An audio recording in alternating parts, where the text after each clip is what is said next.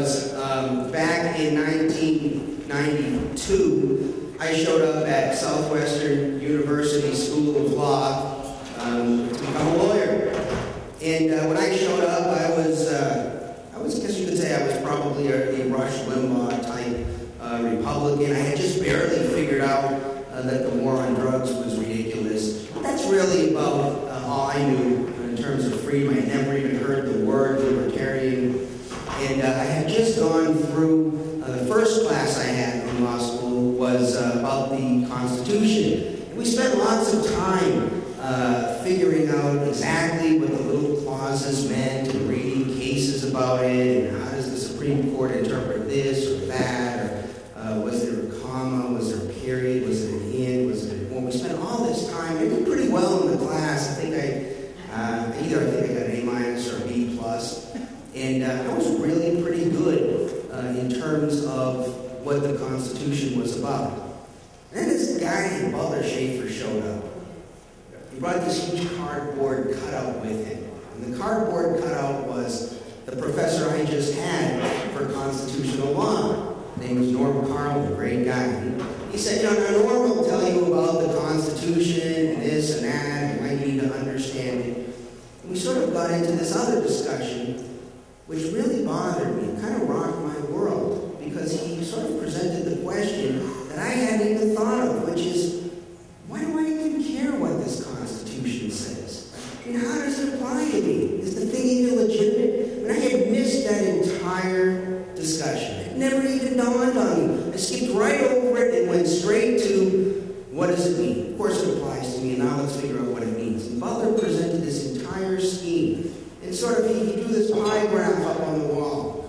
And he said, well, women couldn't vote, and he sliced it in half. And he said, well, blacks couldn't vote, and Hispanics couldn't vote. He kept slicing the pie down and down and down, until he got to this much smaller piece of pie, the white male property owners. And then, of course, he reminded us that the Constitution wasn't really all that popular a document. I mean, we had just finished going through the Federalist Papers. We talked about the Federalist Papers. But it really never occurred to me that there's this other body out there called the Anti-Federalist Papers. Equally large. Lots of reasons why the Constitution wasn't a great idea. Maybe the articles were better. So we took that white male property owners and pretty much sliced it in half again. We had this really, small sliver of people. He said, well, so here's the group of people who made this, who supported this thing. And this was over 200 years ago.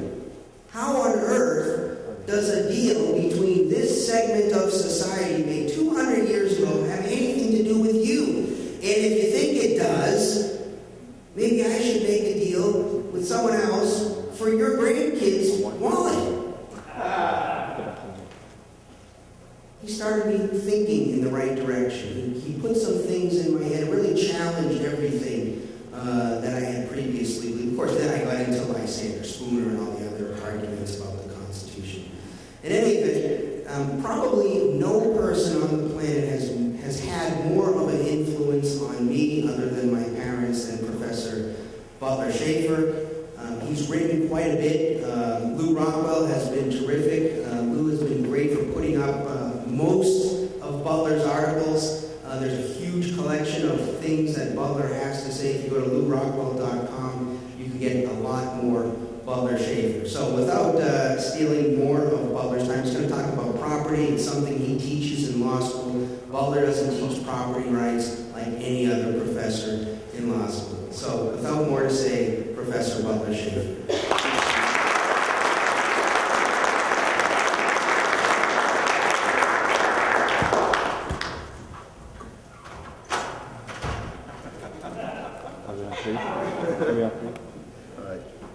Mark forgot to tell you that also helped him learn that the Constitution is what keeps the government from doing all the terrible things it does.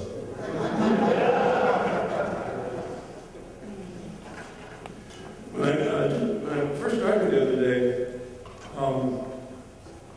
the first question that I got from Mark when I arrived was, "Are you still optimistic?" And I've been very optimistic about all of this, kind of for reasons that Bill had just spoken of in his presentation. Mainly because I think the whole system is collapsing. I think it's all of this power, the TSA, and all the other police state methods that are being employed. You have to excuse my voice too. I spent Thanksgiving up in Minnesota with one of my daughters and her family, and I came down with a kind of a cackly voice. So I ask your forgiveness on that. But Mark kind of keeps asking me that every time I see him. Are you still optimistic? And he asks it kind of in the tone of, are you still an alcoholic, or are you still doing hard drugs, or something like that? Have you overcome your weakness, or something like that? But I'm really quite optimistic. And Stu's presentation yesterday, very, very important one. I did enjoy it. You don't enjoy something that's, sounds so pessimistic, but, he presented views on where it is all this is headed. And that makes me more optimistic than pessimistic. In the short run, it's ugly. No question, it's ugly. In the long run, you have to ask yourself the question, why do they do it? Why are they doing this? Are they just a bunch of sociopaths who just have nothing more in mind to do than to just go out and torment people? Are these people who used to tear the wings off butterflies and stuff just for the heck of it? I think they're really scared. I think they're very scared, in part because the world is becoming very decentralized. The vertically structured pyramid that Plato used to entertain us with, I guess, is collapsing. It's collapsing in favor of a more horizontally networked form of holographic, for lack of a better word, relationships. And we see this in areas of from medical care, and people moving away from traditional forms of medical treatment to alternative forms of learning. Private schools, homeschooling, so forth are becoming more and more popular.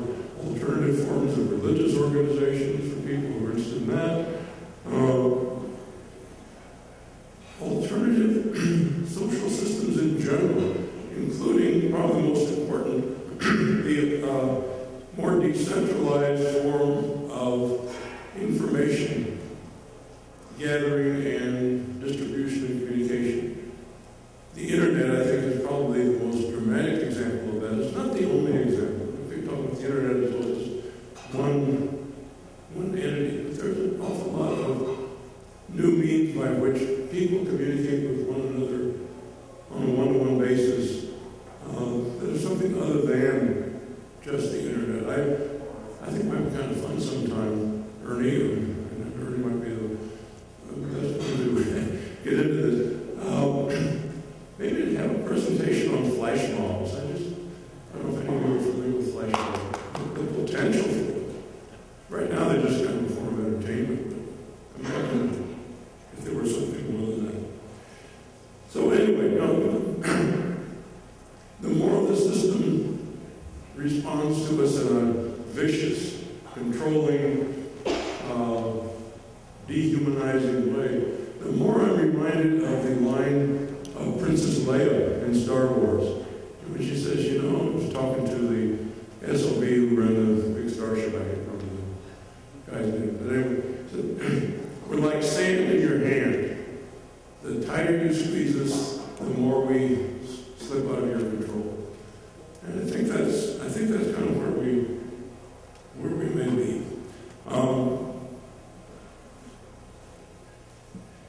I'm very optimistic in part because I can recall the origins of all this stuff that we call libertarian movement. This next year will be my 50th year, good Lord, my 50th year of graduation from law school. And I can remember even before law school getting very interested in alternative ways of thinking about how we ought to be living our lives in society with one another. And we didn't have a name for it. At the University of Chicago, there were some guys there who put out a publication called The New Individuals Review. serious attempt to get into an intellectual inquiry on some of this stuff. It was very good. And after that, well, there were just so many other avenues, if you will. You had F.A. Harper, that was operating the Institute for Humane Studies out of Menlo Park, California. We had Nathaniel Brandon, who was doing his tape presentation. You had Bob Lefebvre, who was running the Freedom School, later to be known as Rampart College in Colorado. And now I worked out there for a couple of years. But there was a point in time when, you won't believe this unless you were there, when all the people who now call themselves libertarians, and it took us a long time to even figure out a name for that. What are we? You know? I remember my old friend Jim Martin saying, well, I'm a meist. Well, okay, that's not bad. But we got to the place where, when we kind of settled on the word libertarian, there was really a point in which all people who called themselves by that name, all people who shared that point of view, knew one another. I'm not kidding you. They knew one another. They didn't know them personally. They knew them by name. And you might be saying, well, I'm going back to Pittsburgh next week. Oh, you are? Yeah. So be sure to look up Joe Schlock. So why was Joe Schlock? He's a libertarian. We've got a libertarian in Pittsburgh? Holy smoke!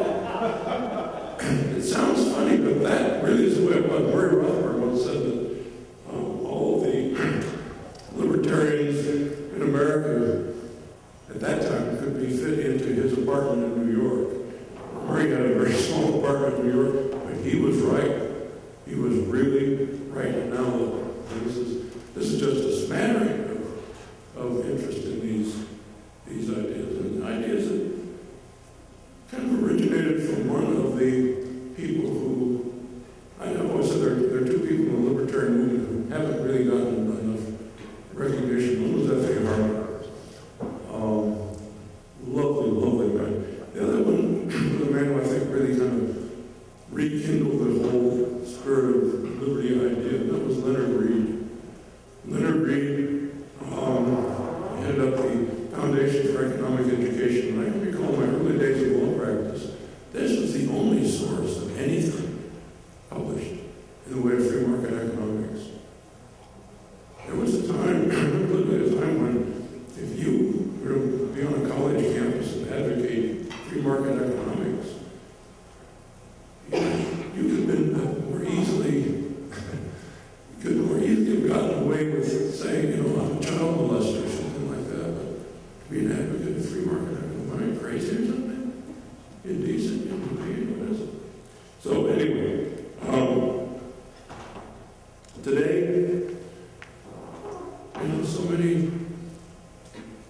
more venues, so many more types of organizations. What Mark and Ernie have been doing down here, how many was it, 10 years now? 10 years, 10 years. And that's just, I won't say just in this area, this is a very prolific area. But I spoke 2 or 3 years ago at a conference in Las Vegas. I can never remember the name of it. It's an organization of free market economists who teach in universities. It's Ed Stringham's group, if any of you know Ed Stringham. There were about 400 people. These are, keep in mind, these are all academic economists. About 400 people there. At least 80% of them were under the age of 40. Now I look around the room and I see a bunch of geezers kind of like myself. And I think, well, we're like people at the John McCain rally, in our USS Missouri baseball hats and so forth. But I'll tell you, the kids are really